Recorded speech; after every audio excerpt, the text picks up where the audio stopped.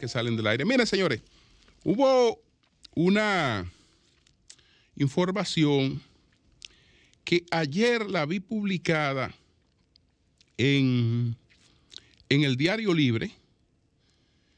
Hoy no la veo en el impreso. Hoy no la veo en el impreso, pero me llamó la atención. Y por eso fue que le puse el título al comentario de que estudio de la MESID, el estudio de la MESID revela que los dominicanos, pues, saben más de mango que de manzana. Porque, imagínese usted, un estudio que dice que el 65% de los dominicanos sabe más de religión que de ciencia y tecnología. Usted dice, pero venga acá, ¿y qué comparación es que se está haciendo? ¿Y qué es lo que se quiere insinuar? ¿Qué es lo que se busca con eso? Porque yo creo que si me están diciendo, bueno, nosotros fuimos a las universidades y en las universidades hay más dominio de religión que de tecnología. Bueno, ya o de ciencia. Ya usted me está hablando de algo que es atendible. Pero que en la sociedad en su conjunto la gente tenga más conocimiento de religión que de ciencia. Pero, ¿y dónde no ocurre eso? ¿Dónde no ocurre eso? Porque todo el mundo sabe que el contacto con la creencia es intrínseco en términos culturales, que lo tenemos desde la barriga, desde el vientre lo tenemos, y que una persona puede ser analfabeta, pero tiene conocimientos religiosos, tiene nociones religiosas, las tiene. Entonces, ¿qué es lo que tú me quieres decir con eso? No, eso lo que sugiere es otra cosa, y lo que quiere sugerir realmente es producto de mucho desconocimiento también. El estudio va a dar otras informaciones. Bueno, que el 85% de los dominicanos creen los milagros, que el 71% que utiliza la internet, que el 68% tiene como primera opción la búsqueda en redes, etcétera, y va a dar otros datos. Va a dar otros datos. Entonces, este estudio de la MESID, de la Academia de Ciencias, etcétera, y tiene esos resultados el estudio. Pero lo que quiero precisar es lo siguiente. Queremos insinuar que nuestras creencias son un obstáculo para el desarrollo, y que parte de nuestra situación obedece a esas creencias. Bueno, nuestras creencias no son distintas a las que tienen los países que se han desarrollado. Incluso son ellos los que nos han transmitido esas creencias a nosotros. Son ellos. Pero eso parte, y aquí quiero aprovechar para plantear esto. Eso parte de distorsiones que hunden sus raíces en el siglo XVII, XVIII, cuando se presentó, tal vez empezó a hacerlo Carlos Marx. Empezó a hacerlo Carlos Marx, pero ya explicamos en el contexto en el que él lo hizo. Lo importante es que estemos claros que todo lo que hemos logrado parte de las creencias. Que el hombre empezó a hacer ciencia porque creía. Cuando el hombre empezó a buscarle explicaciones a las cosas de su entorno y creó las religiones animistas, ahí el hombre empezó a hacer ciencia. Cuando el hombre empezó a entender que los fenómenos naturales se producían a causa de los dioses, el hombre empezó a hacer ciencia, porque el hombre empezó a buscarse explicaciones de las cosas. Y cuando se arranca a buscarse explicaciones de las cosas, usted va desarrollando hipótesis. Y las hipótesis en el tiempo, pues, se van validando. Y otras, pues, van produciendo muchos otros descubrimientos. Entonces, desde que empezamos a creer, empezamos a hacer ciencia. Desde que desarrollamos nuestra primera tecnología, que fue la palabra, empezamos a hacer ciencia, porque empezamos a tratar de interpretar las cosas y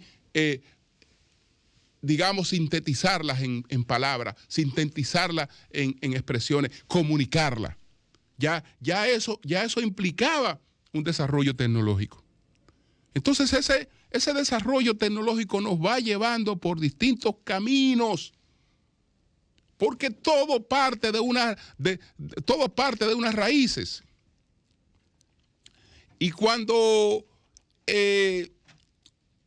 se quiere, pues, poner lo que es el tema creencia como sinónimo de atraso, es importante saber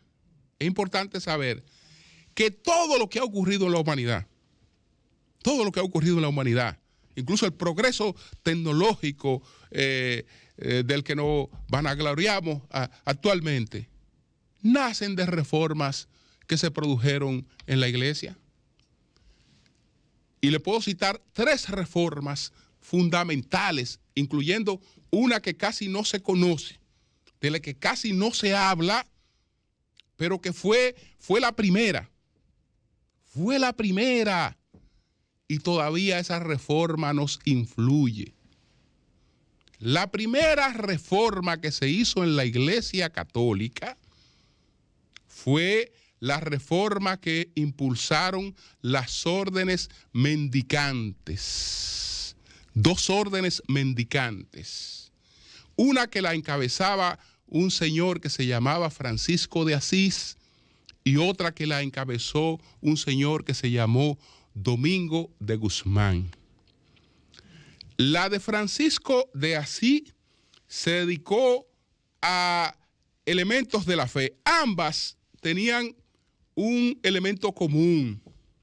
Se desarrollaron como respuesta a una iglesia que se había apartado totalmente de la pobreza, que se había enriquecido y estaba totalmente de espaldas a la sociedad. Entonces surgieron estas 2 órdenes que la iglesia después no tuvo más remedio que reconocerlas, que incorporarlas, aunque en principio las enfrentó y las persiguió, pero después las incorporó.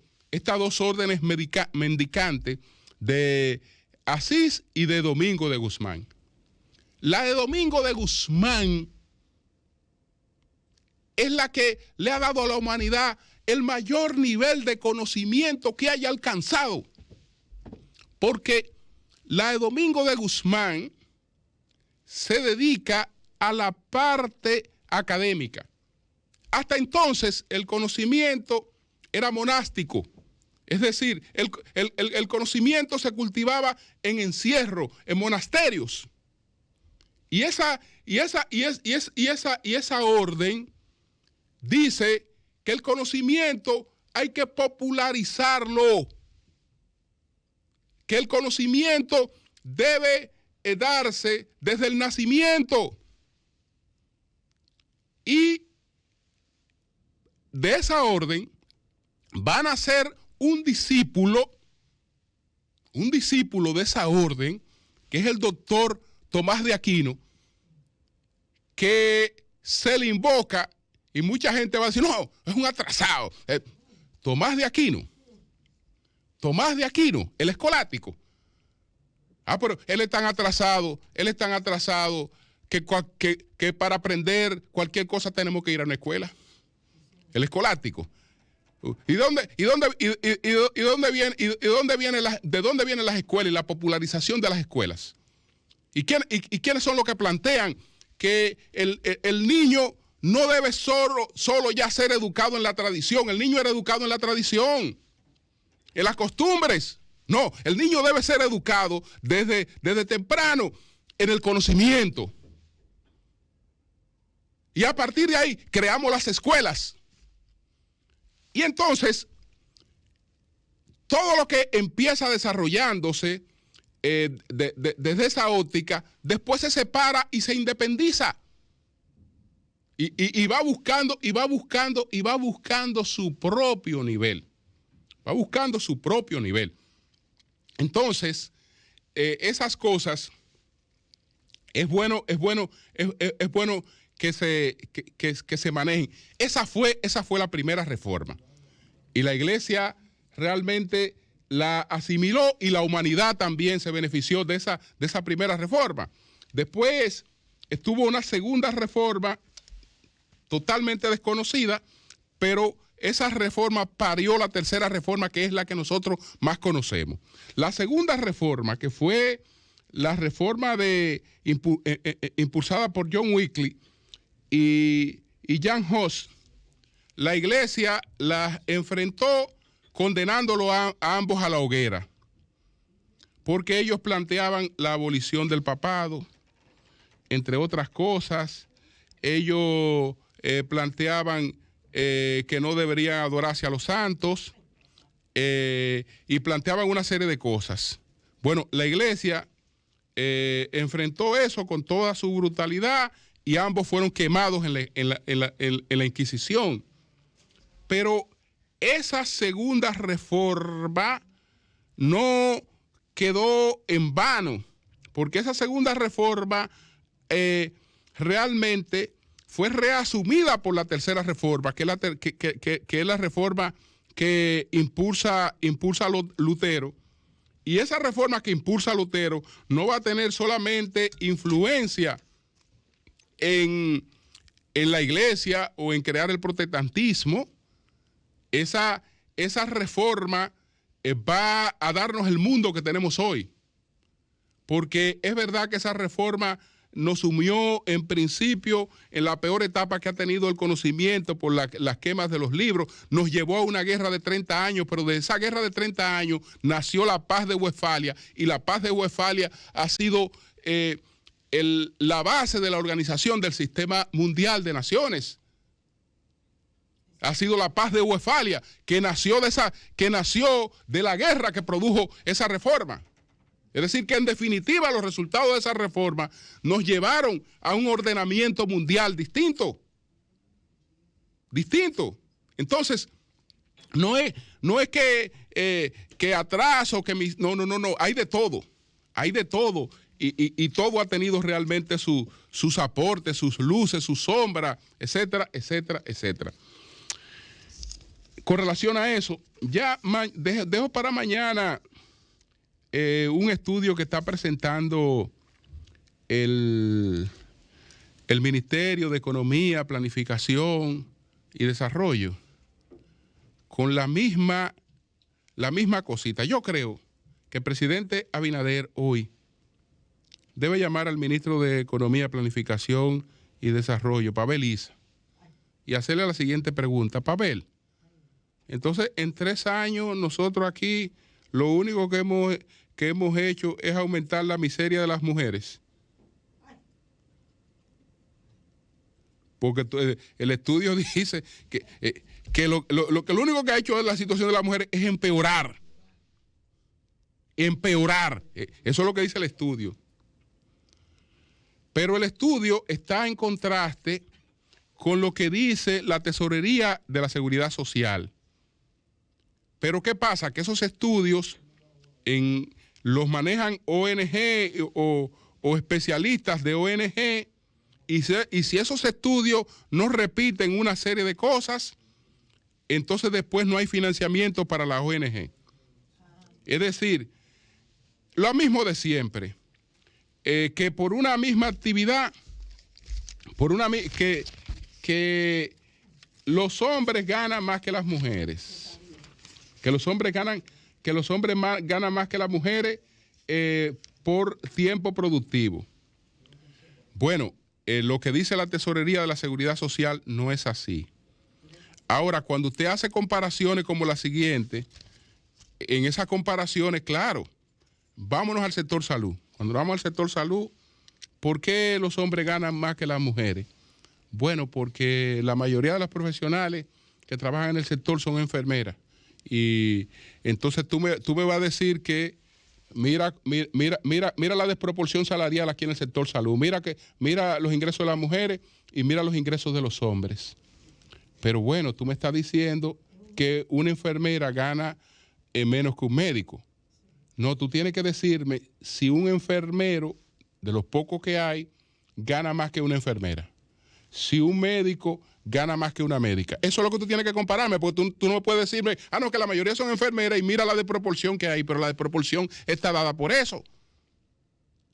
La desproporción está realmente dada por eso. Ahora, si la señora que recoge cerezas le pagan menos que al señor que recoge cerezas, si la señora que recoge café le pagan menos que al señor que recoge café, eso es una desigualdad salarial. Luego, si no se refiere al mismo oficio en la misma cantidad de tiempo, eso es otra cosa. Ahora, que la mujer sobretrabaja, y eso es otra cosa, sobretrabaja porque ella va y cumple esta parte laboral, pero ella no ha terminado su trabajo. Si vamos acá a calcular toda la actividad productiva, ya ahí hay otra cosa. Pero en definitiva, eso está manejado prácticamente para que la oposición hoy coja eso y diga, pero ven acá, pero este gobierno lo único que ha hecho es empeorar la situación de la mujer, porque ahora incluso cambiamos la metodología. Ahora la pobreza la vamos a medir en términos monetarios. No, la pobreza no se mide solamente en términos monetarios, porque si la mujer o el hombre que estaba en la pobreza ahora tiene un carnet de SENASA y recibe sus servicios de salud, ese hombre no está en una condición de pobreza, ese hombre no está en una condición de pobreza extrema. Si recibe ayudas sociales, no está en una condición de pobreza extrema. Entonces, las cosas se manejan, pero se manejan para complacer a las ONG, y esas ONG ganan muchísimo cuarto repitiendo las mismas mentiras que ya no tienen sustento. Las mismas mentiras que ya carecen absolutamente de sustento.